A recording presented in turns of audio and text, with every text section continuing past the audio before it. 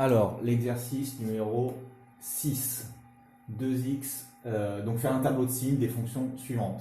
Allez, c'est un petit peu plus dur. Tableau de signes. Donc regardez, là au début, j'ai une fonction qui est affine, 2x plus 18. Donc regardez bien, 2x plus 18, elle va être, comme le a est positif, elle est forcément croissante. Elle est comme ça. Vous êtes d'accord? Elle monte. Donc regardez, elle est négative, négative, négative. Elle va passer par 0 et là, elle va devenir positive. Voilà son tableau de signes. C'est pas plus compliqué que ça. Juste par contre, il faut trouver la valeur. Pour quelle valeur il passe par 0? Bah, pour trouver cette valeur-là, à quel moment il va passer par 0? À quelle valeur de x? Est-ce que c'est à moins 5, à moins 6, à 2, à 3? Il suffit juste de regarder quand est-ce que 2x plus 18 va être égal à 0. D'accord? Notre fonction, c'est 2x plus 18. Bah, pour quelle valeur de x est-ce que 2x plus 18 va être égal à 0? Allez, on commence à résoudre. Moins 18, ça fait 2x égale moins 18. Je divise par 2 des deux côtés. X égale moins 9. Maintenant, donc ici, ça veut dire qu'elle passe. Vous n'êtes pas obligé de faire le dessin, hein, d'accord? C'est pour expliquer ce dessin-là. On me demande de faire le tableau de signes. Allez, il est très facile. F de x, ça part de moins l'infini, ça va jusqu'en plus l'infini. On sait qu'en moins 9, elle va s'annuler, elle va passer par 0.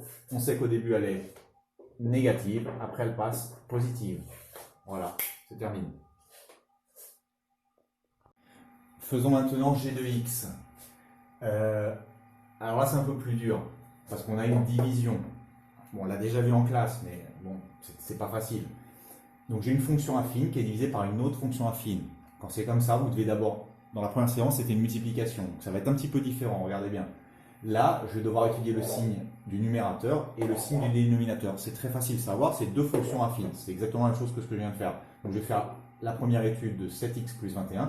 Après, je vais faire l'étude de moins x plus 5. Allons-y. Alors, je regardais, d'abord j'ai une fonction affine, là 7x plus 21, je regardais quand est-ce qu'elle est égale à 0. 7x plus 21, quand est-ce qu'elle est égale à 0. Je vais faire la même chose avec moins x plus 5. Je voudrais regarder à quel moment est-ce que ces deux fonctions-là vont passer par 0. Donc regardez bien, je vais faire moins 21 des deux côtés.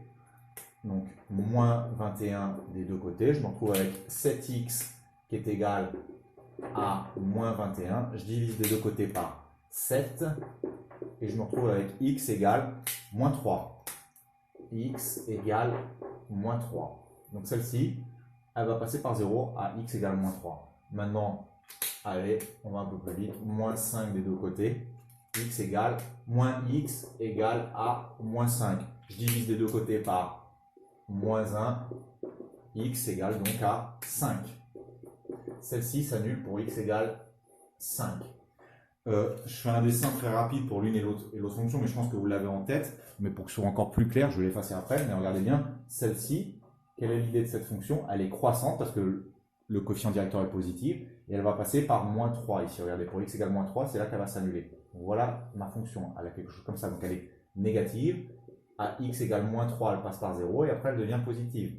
C'est ce qu'on vient de voir. Celle-ci, regardez bien, c'est presque pareil. Sauf qu'elle est décroissante et c'est à 5, à x égale 5, qu'elle va passer par 0. Voilà, donc elle est positive, 0, et après elle devient négative. Donc voilà, il faut que je fasse ces deux tableaux de signes. Alors, je réefface ça.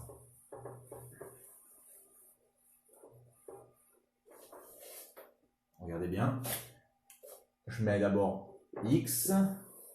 Je vais d'abord étudier le signe donc, de 7x plus 21. Je vais étudier après le signe de moins x plus 5. Et ensuite, je pourrai étudier le signe entier de g de x. Voilà. Alors, qu'est-ce que ça fait? La fonction, à part de moins l'infini. Après, elle va jusqu'à plus l'infini. Elle va s'annuler d'abord en moins 3. Bon, bah, je le marque. Regardez, en x égale moins 3, elle va s'annuler. Et après en 5, alors je regarde bien, c'est celle-ci, regardez bien, attention de ne pas vous tromper, c'est 7x plus 21 qui s'annule en 3. En moins 3, pardon. Et c'est celle-ci qui s'annule en 5. Voilà. Donc, qu'est-ce qui se passe? Là, je vais mettre des petits pointillés, et ici aussi des petits pointillés. On a regardé, elle est positive, donc elle est croissante. Donc on a bien vu tout à l'heure qu'elle était d'abord négative, après elle allait passer par 0, elle allait devenir positive ensuite. On l'a vu tout à l'heure hein, pour celle-ci. D'accord? Moins x, moins 5, on a vu qu'elle était décroissante. Donc d'abord elle était positive, elle allait passer par 0 à x égale 5, et après elle allait devenir négative. Voilà. Je pense que ces deux lignes-là sont assez faciles à comprendre. Maintenant on va regarder g de x. C'est une division. Quand on divise un numéro négatif par un numéro positif, par exemple, je sais pas moi, moins 20 divisé par 5, un moins divisé par un plus, ça donne un numéro qui est négatif. Pareil, un plus divisé par un plus, ça fait un plus, et là, ça fait un moins. Par contre, regardons sur les zéros, attention, c'est pas la même chose que pour les divisions. 0 divisé par un numéro positif, je sais pas moi, 0 divisé par 5. Prenez votre calculatrice, regardez, on dit 0 divisé par un numéro qui va être positif. Vous pouvez l'essayer, vous faites 0 divisé par 10, par 5, par ce que vous voulez. Vous allez trouver 0. On a le droit de diviser 0 par un numéro positif. Par contre là, on me dit un numéro positif qu'on va diviser par 0 à cet endroit-là. Prenez vos calculatrices, on l'a déjà vu en classe, hein, mais divisez, je sais pas moi, 50, un numéro positif, 50, divisez-le, faites une division, divisez 50 par 0. Votre calculatrice va vous renvoyer domain error. Donc on n'a pas le droit de diviser par 0. Il n'y a aucune valeur à ce moment-là. La courbe n'existe pas. On l'avait déjà vu, on met 2 barres. Voilà.